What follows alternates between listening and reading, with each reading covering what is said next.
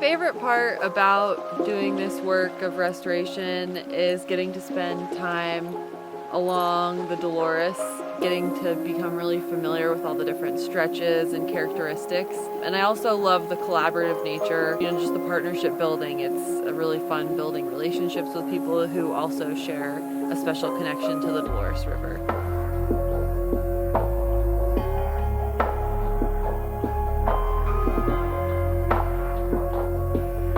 We're at a site here we call Cement Bridge that has had many years of restoration work done. It's January, so as you can see, there's a lot of ice in the river. Initially, this site had extremely dense tamarisk stands, and now we're seeing native vegetation re-emerge.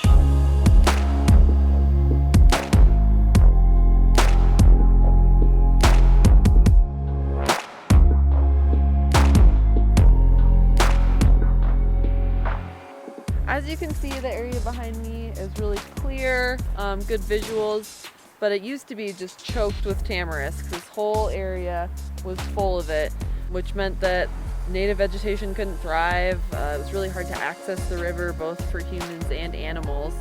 And now you can see that it's a much healthier ecosystem. The river has a lot more space, and native vegetation has room to thrive.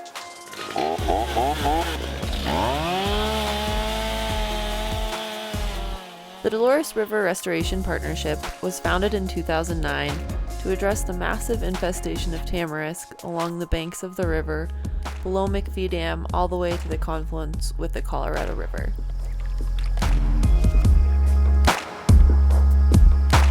The partnership's vision is a Dolores River that is resilient, ecologically diverse, and self-sustaining. Almost 2,000 acres of tamarisk have been treated along the river in the past decade, and we continue to conduct critical monitoring work, maintenance work, which includes treating resprouts, treating noxious weeds, and conducting active revegetation on sites where native vegetation is not coming back naturally. Our major goal in restoration is not to totally eradicate tamarisk per se, it's to really increase the diversity and the biodiversity and ensure there's healthy variety of species along the riverbanks to help increase the resilience of the whole system.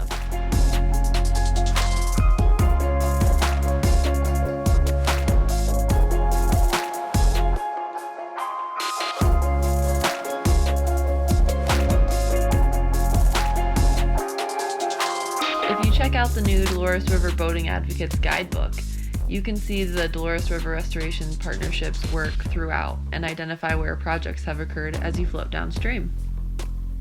This is a site where last fall we planted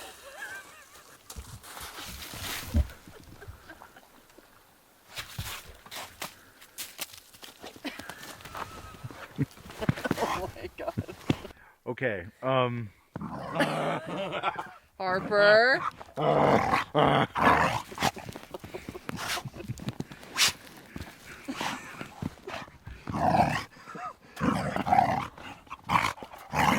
try and do an interview, okay?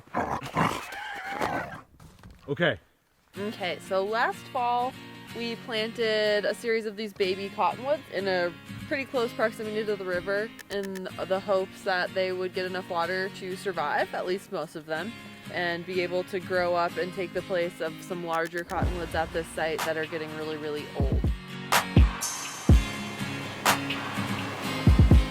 Right now we're at the Wines Ditch. Some of you as boaters might know it's a crazy feature with a big drop off all of a sudden, huge horizon line. On the other side of the river from us, you can see a series of smaller cottonwood trees that the Dolores River Restoration Partnership planted in 2015.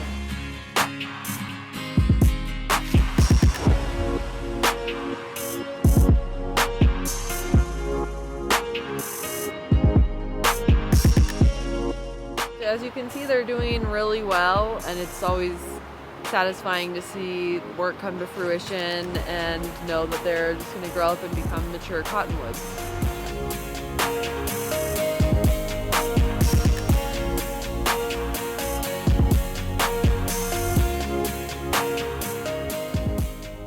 In the coming years, the partnership is working to gather resources to continue to treat tamarisk in the very remote Dolores River Canyon Wilderness Study Area. It's okay, it's just a tamarisk. We can burn it.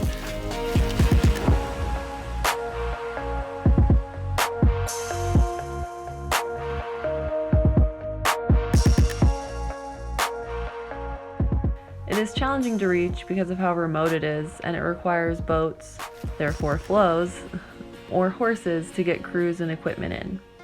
We're also working with other groups to continue to conduct vegetation monitoring and also to develop some geomorphic monitoring protocols with Fort Lewis College and the Nature Conservancy.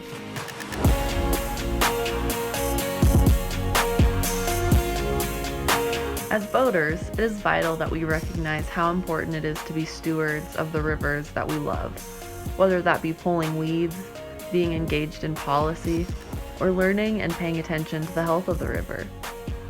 Groups and partnerships like Dolores River Boating Advocates and the Dolores River Restoration Partnership illuminate the great work being done and the importance of working together to achieve common goals.